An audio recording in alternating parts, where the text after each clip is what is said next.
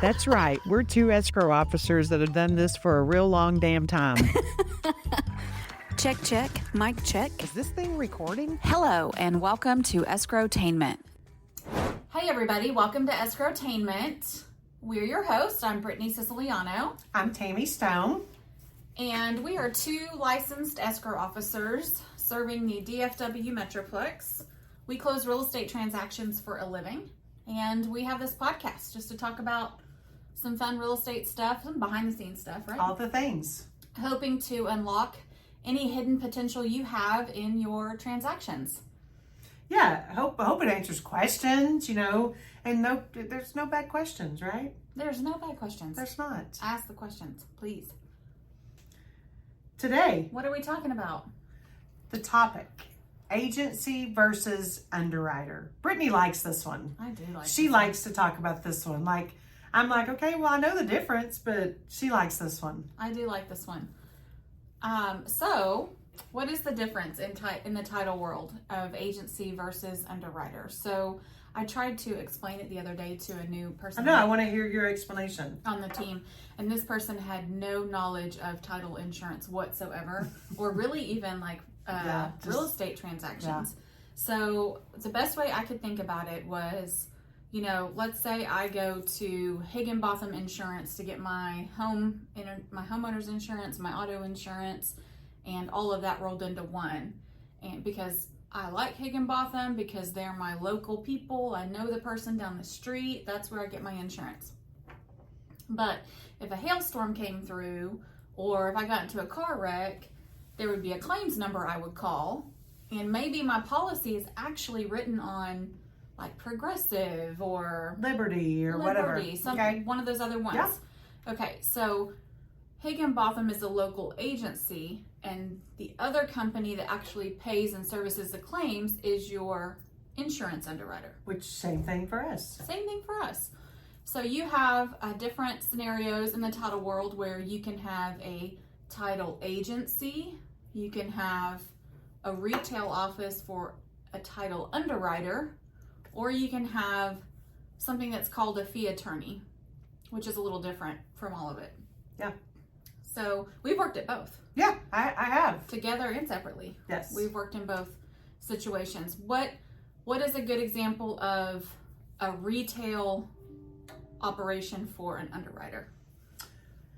I think I'm answering in our local area. I think I'm answering your question wrong, but I'm like, if you work for the retail office and it's the underwriter, Exactly. you kind of have big backing, right? Big backing in the sense of direct communication line to the underwriter. What else? So I'm also limited to just that underwriter. Yes. Right? So we've both worked for, let's just throw out First American, which is a national underwriter that had a direct storefront on the retail side. I worked for Old Republic. Yeah. Alamo. Yeah. Alamo is a Fidelity brand. So in those situations, we are closing transactions specifically for that underwriter and that underwriter alone. Yeah. It just happens to be on the retail storefront. So now we both work at McKnight Title, and we are a title agency. So one of the benefits of that I think is actually pretty huge and has come into effect for me on transactions quite a bit is I'm not limited to just the one underwriter. We are an agency for several underwriters. I think we have 4 or 5 that we write policies through. A lot of those are some of those direct retail storefronts, Right. that we get business from. So in a sense, I guess we're sort of their client, they're our client. We work together back and forth. Yeah. And I have a situation right now where I'm going to some different underwriters with a scenario. It's not a bad scenario. It's just there's some risk involved, and so I have different underwriters that are kind of looking at it. Where, like you said, if you're at a direct operation, a direct retail of an underwriter, that is your underwriter. There might be different underwriters in the underwriter, meaning people you talk to, but it's all in the same family. Where when you're an agency, you're able to check those different ones. So Check them out and shop them around, I think. Yeah, like for risk just like my situation on whatever the risk is. Some might not be, it's not a risk they want to take. Some might be able to look at it a little bit differently and require something. Yes. So we get to look at those differences, and that does come into play. It does. And I think what makes it also a little more unique where we are is our owner, who is a local owner in the Fort Worth area. He has grown the company quite a bit to several different locations in our area and throughout Texas. He has just recently filed for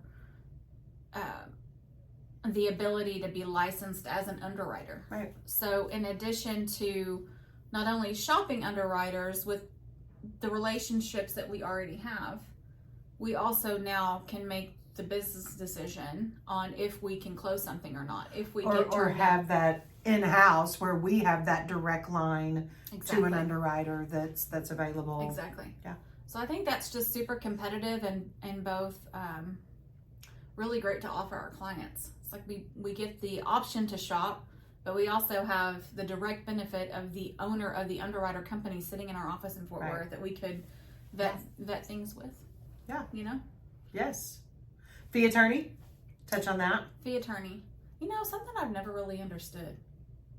If you're in business in the title insurance industry, I understand if you're starting out with the fee attorney path because you're already an attorney and you have your law practice going, but you now want to focus in on the close real estate deals, closing real estate side of things, and grow your business model that way. In doing so, you have a pretty large split financially for the revenue that goes to the underwriter that you choose to sign up under. Right. So you might have, Fidelity as your brand on your building, and you're a fee attorney office.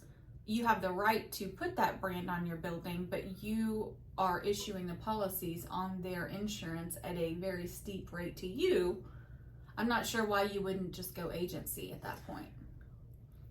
I understand starting out. And I would think that way. The underwriter assistant starting out is huge. Well, maybe and the support. Yes, maybe that underwriting support, that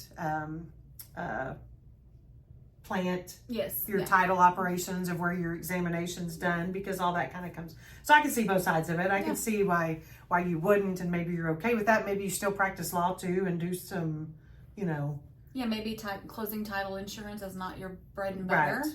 Maybe that's just a service you want to offer to your clients. Right. Then I understand right.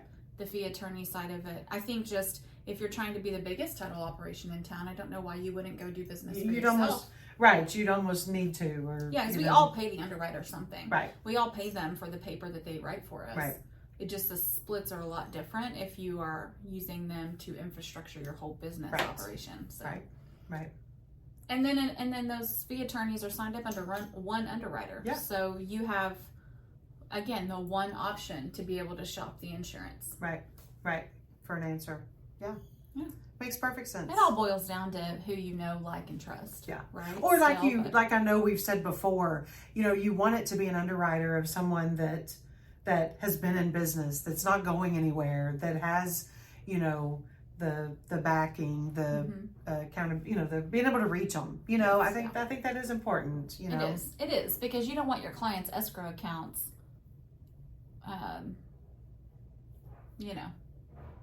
messed up. Right. Or shut down because they're going out of business. Yeah.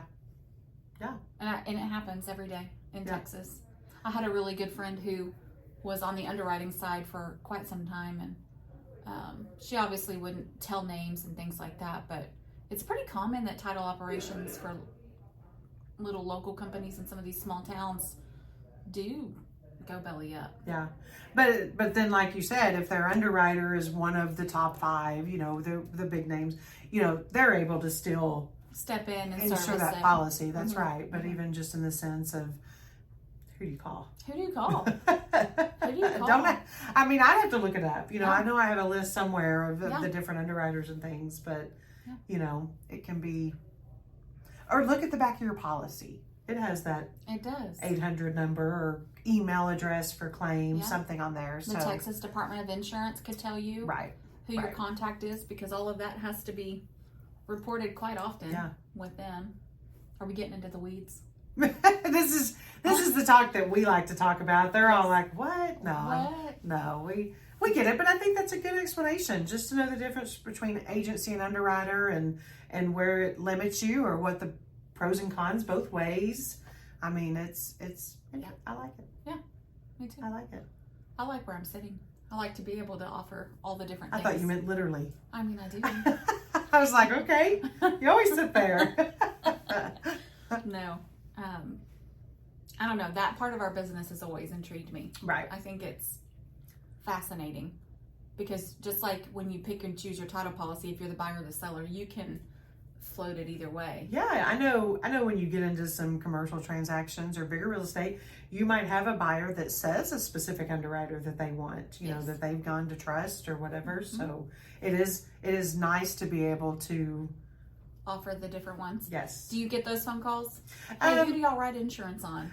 Not very often. Okay. I haven't very often, but I have had it. Yeah. I mean, because if you've had a bad experience the other way, that buyer or a well-seasoned buyer, someone who does a lot of real estate, I could totally see them asking that. Yeah.